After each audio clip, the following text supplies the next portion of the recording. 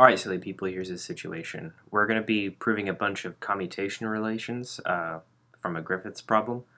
Uh, First one is going to be that for general matrices A, B, and C, that A plus B commuting with C is equal to the commutator between A with C plus the commutator of B with C. You can get here just by expanding out what the definition of the commutator is. So on the left side, we've got A plus B times C minus C times A plus B. And then matrices are distributive, so we can write it as AC plus BC minus CA minus CB. Or we can reorder it so it's AC minus CA plus BC minus CB. In other words, the commutator between A with C plus the commutator between B with C. Right? That was pretty okay. So the next one was, what is the commutator of x to the n as between that and the momentum operator, and prove that it's I h bar n times x to the n minus 1. So if you use the commutation definition here, you're going to get something weird. X to the n times p minus p acting on x to the n. You know how to do p acting on x to the n, but x to the n with p acting on nothing is the kind of strange part. What you can do, you can always just group it together like this instead, where you have x to the n minus 1 times x with p, and then we've got minus, and then I'm just going to go ahead and expand the stuff over here, so that's just going to be plus ih bar d dx of x to the n, right? Now, x times the operator p is 1/2 of the canonical commutation relation.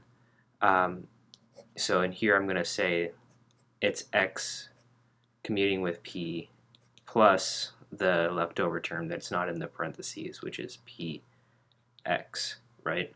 Yeah. And then over here we've got ih bar n, just x to the n minus 1. So this is the part of the commutator that's obviously not 0. So the rest of this is proving that the junk over here is 0.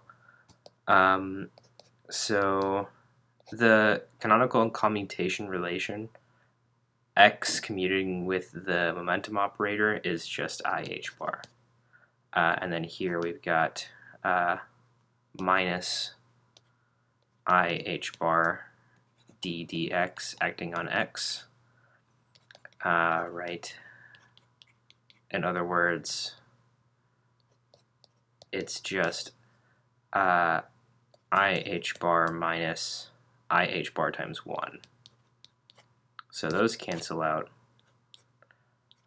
which means, yeah, that term is 0, so the commutation of x to the n with the momentum operator is indeed just ih bar n x to the n minus 1.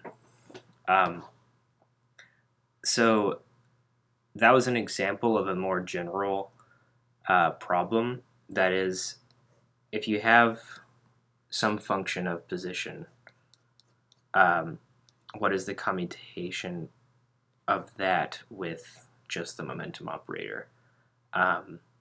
And we're meant to prove that it's ih bar df dx, right?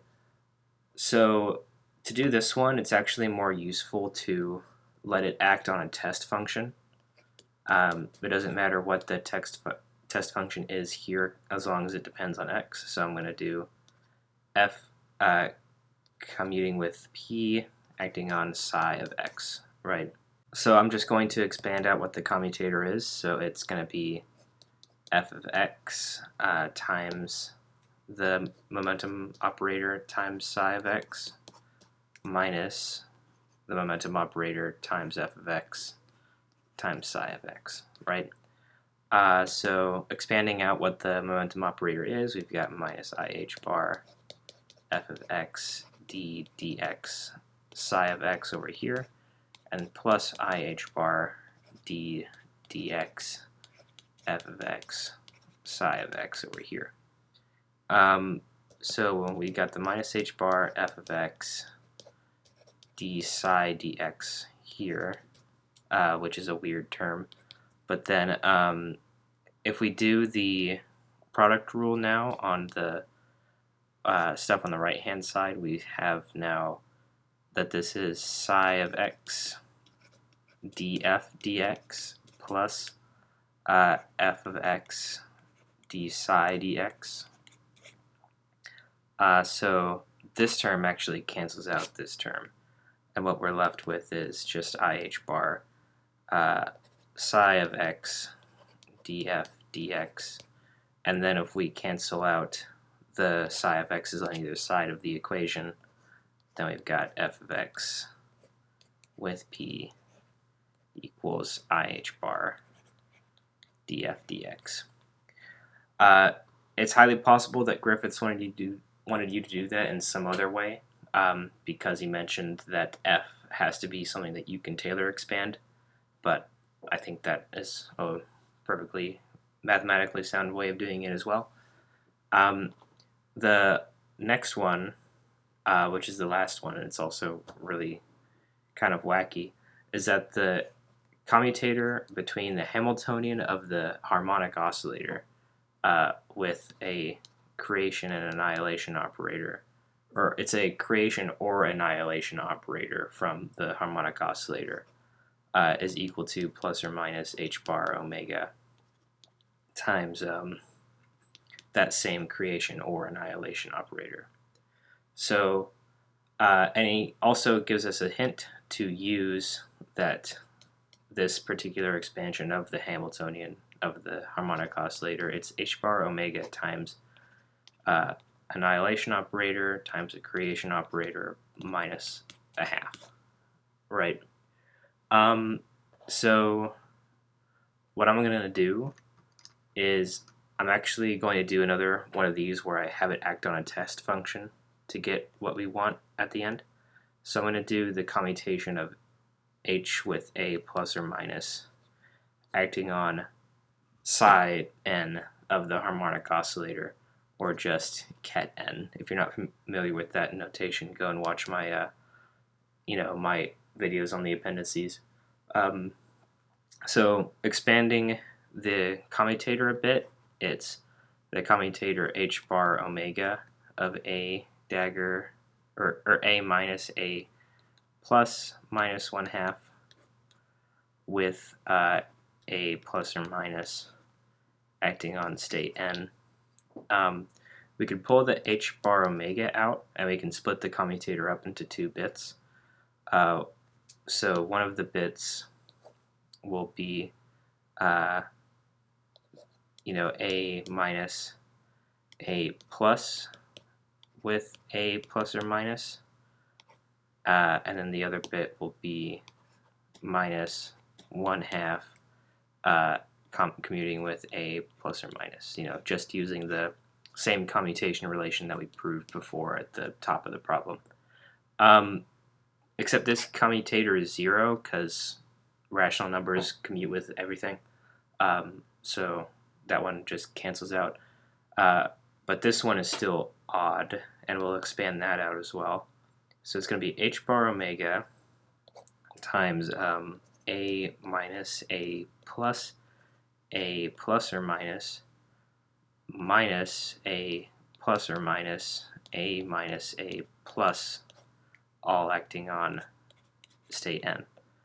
Now we're just going to let the operators act on these guys, just seeing how it reacts.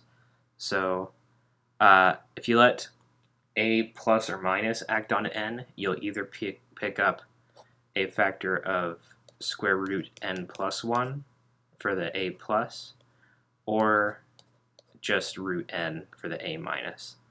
But then you have a minus a plus acting on psi of, or I won't do psi, it's n plus or minus 1, yeah. And then here, if you have a plus acting on the state n, it's just a factor of square root n plus 1 on state n plus 1 now. Right. And again, doing the next operators down the line, now we have either a factor of root n plus 1 times root n plus 2, or it's a factor of root n times root n. No, it's root n times root n, so just be n down here, acting on a minus, acting on n plus 1 plus or minus 1. Right.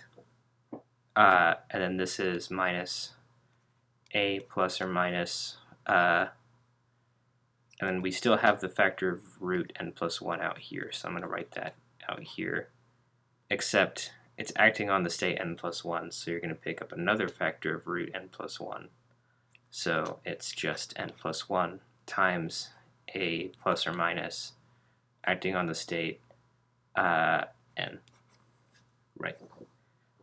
Okay. And then if you let the last annihilation operator act on that wacky state that we've created, you're either going to get square root n plus 1 times n plus 2, or n square root n.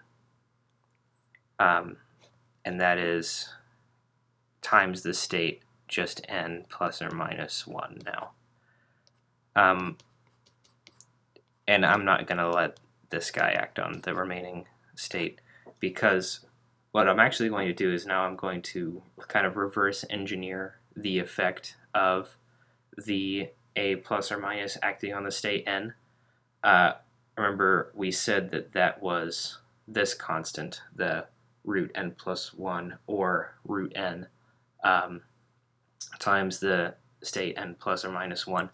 So let's invert that. So we got h bar omega, we got this wacky state of like n's that we would have to multiply by, and then the inverse of this either or here is 1 over root n plus 1 or 1 over root n, and that's times a plus or minus acting on the state n, and then we still have this guy here,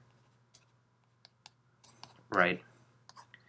So now I can pull the state n all the way to the right hand side and do the math on these either or constants here. So that root n plus 1 will get canceled out, so it could be either n plus 2 or just n down here, minus n plus 1, right, all acting on a plus or minus on state n. So n plus 2 minus n plus 1 is just 1, and n minus n plus 1 is just minus 1.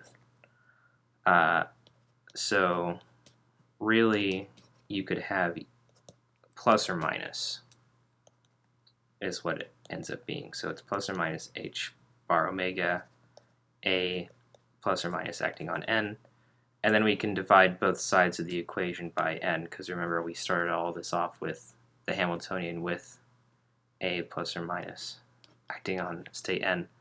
So you cancel the state n off, and then you have the commutation relation that we were looking for. Plus or minus h bar omega a plus or minus equals the commutation between h and a plus or minus. Kind of funny. All right.